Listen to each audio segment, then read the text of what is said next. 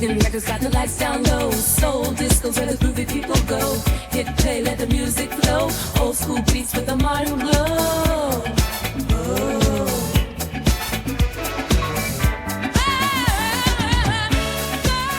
Hello everybody and a very warm welcome back to the latest episode of Hidden Jewels of Soul and Disco.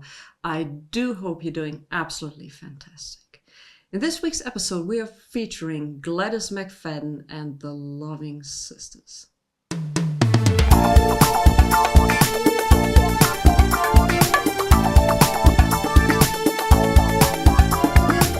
Why the Loving Sisters got criticized for their new style of gospel music, well, we'll discuss this after some needle drops. That is perfection of all creation.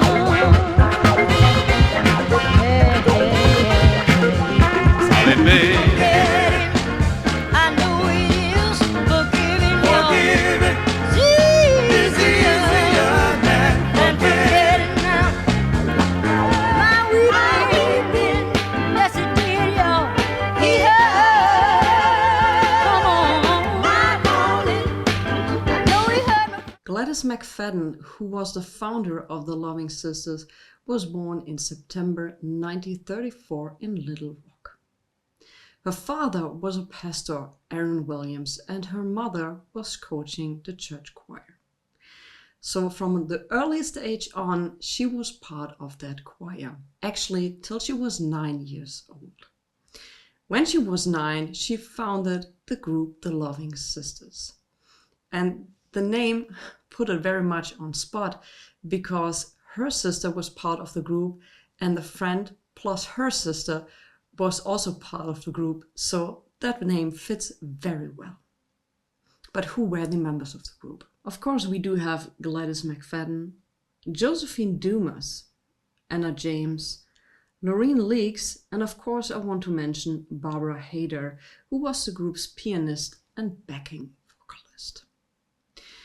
The Loving Sisters had also or took part in a Sunday radio program, which was broadcasted just locally.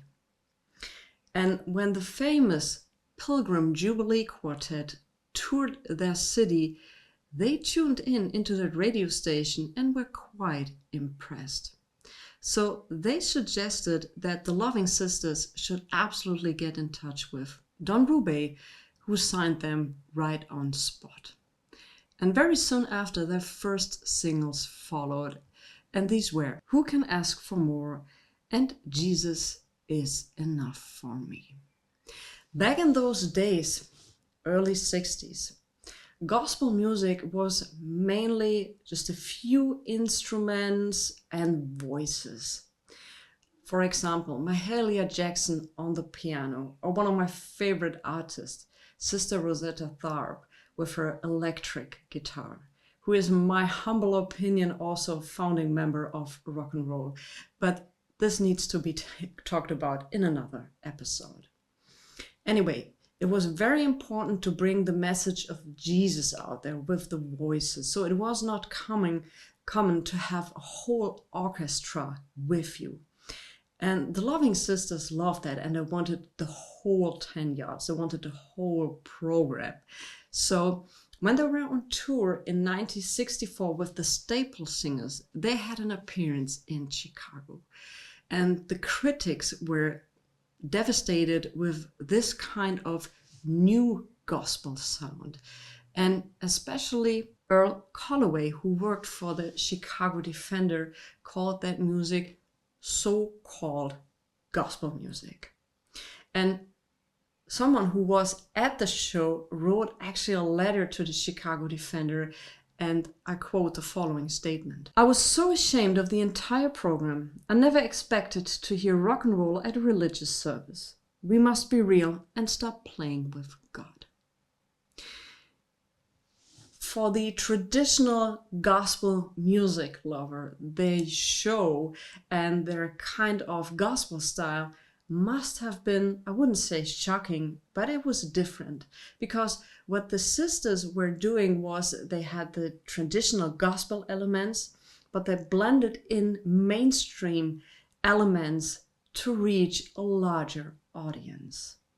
And that was, very difficult for those who were used to, like I said, the traditional gospel music. In 1965, they released their first album, Trying Times, and they were also very active in the civil rights movement. And they very often appeared before Martin Luther King held his speech, up till April 1968, when these shocking news rocked the world.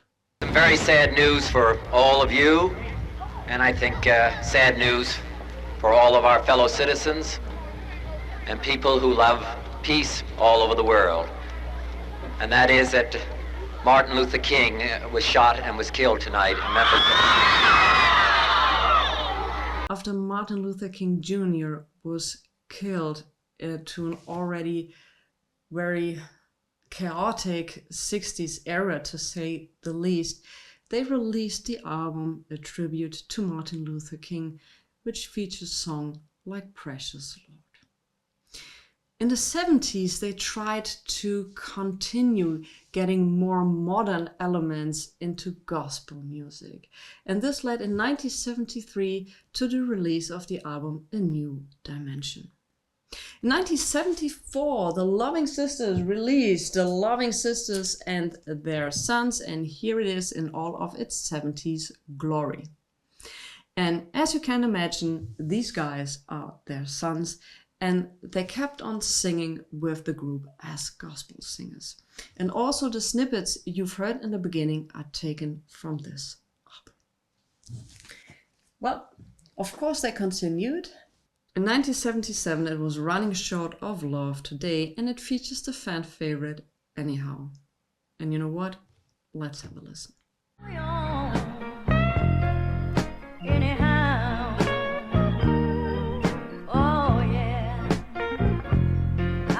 In 1978, they released their final album, Gospel Soul, and I really dig the cover art. But most important, of course, is the content. And this record features some amazing songs like The First Time Ever I Saw Your Face and Amazing Grace. And this version of Amazing Grace got them a Grammy nomination. In 1979, their contract with ABC Peacock expired, and the group decided to step back from the limelight and get back into churches and just not having the main stages. In 2003, they were introduced into the Arkansas Black Hall of Fame. Well, it was a group out of Chicago called the vinylcommunity. And they heard us on the radio. We were over air singing, and they heard us, and they recommended that Peacock Records. They auditioned us, and they signed us up for a contract. Oh, wow. So that was the first label. Did you all do anything like on an independent label before Peacock? No. Okay. And did you go to the studios to record where Peacock was, or they sent you all to a studio where you're from? Well, we recorded one on Houston and one in Chicago. Okay. Our first recording was in Chicago, but then we started recording out of Houston, Texas at Peacock. Yeah, because Rayfield Woods played on our first session. And all I can say is, if someone from the Loving Sisters camp might be watching this episode, all I can say is thank you for the music. And to everybody, I highly suggest that you check out the Loving Sisters music. I promise you, you won't be disappointed. If you like that episode, check out the playlist, which is appearing up here, and I would say I catch you on the next one.